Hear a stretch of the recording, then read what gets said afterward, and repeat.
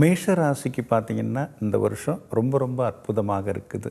ஏன்னா மேஷ ராசிக்கு 9வது ராசியில் தான் இந்த 2025ஆம் ஆண்டே பிறக்குது.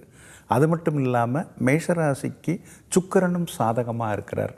அதனால தான் மேஷராசிக்காரர்களுக்கு மிகப்பெரிய வெற்றியை எதிர்பார்க்கலாம். சில திட்டங்கள்லாம் நிறைவேறும். அவங்களுக்கு வீடு கட்டின்னு இருக்காங்க, சீக்கிரம் கட்டி முடித்து கிரகப்பிரவேசம் பண்ணுறதுக்கு வாய்ப்பு இருக்குது. அதே மாதிரி ஒரு ஜாபில் இருக்காங்க, பதவி உயர்வு, சம்பள உயர்வு அதெல்லாம் கிடைக்கிறதுக்கான வாய்ப்புகளும் இருக்குது. ஆனால் அதே நேரத்தில் அவங்க ராசிநாதன் செவ்வாய் கொஞ்சம் பலவீனமாக இருக்கிறார். எது வரைக்கும் இருக்காருன்னா ஜூன் 6ஆம் தேதி வரைக்கும் பலவீனமாக இருக்கிறார். கடகத்தில் பலவீனமாக இருக்கார். அப்போ ஜூன் மாதம் 6ஆம் தேதி வரைக்கும் ஹெல்த்தை மட்டும் கொஞ்சம் அவங்க பார்த்துக்கணும். சகோதர வகையில் கொஞ்சம் விட்டு கொடுத்து போகணும். இந்த மாதிரி விஷயங்களில் மேஷராசிக்காரங்க கவனமாக இருந்துட்டாங்கன்னா மிகப்பெரிய வெற்றியை அடையலாம்.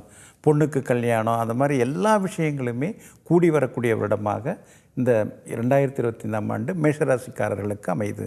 மேஷராசிக்கு பார்த்திங்களா, பொதுவாகவே எதையும் சிந்தித்து செயலாற்றக்கூடிய ஒரு வல்லமை படைத்த ஒரு நல்ல உள்ளம் படைத்தவர்கள். அவங்களுக்கு பாருங்கள், 9ஆம் இடத்துல சந்திரன் இருக்கும்போது இந்த புத்தாண்டு பிறக்கிறதுனால தகப்பனாலார ஒரு பெரிய யோகம் உண்டுங்க. இந்த பூர்வ ஜென்ம புண்ணியம், பூர்வீக சொத்துக்கு ஒரு விடை கிடைக்கின்றாங்க. ஒரு புத்துணர்ச்சி உருவாகக்கூடிய ஒரு ஆண்டாக இந்த மேசராசிக்காரங்களுக்கு அமையும்.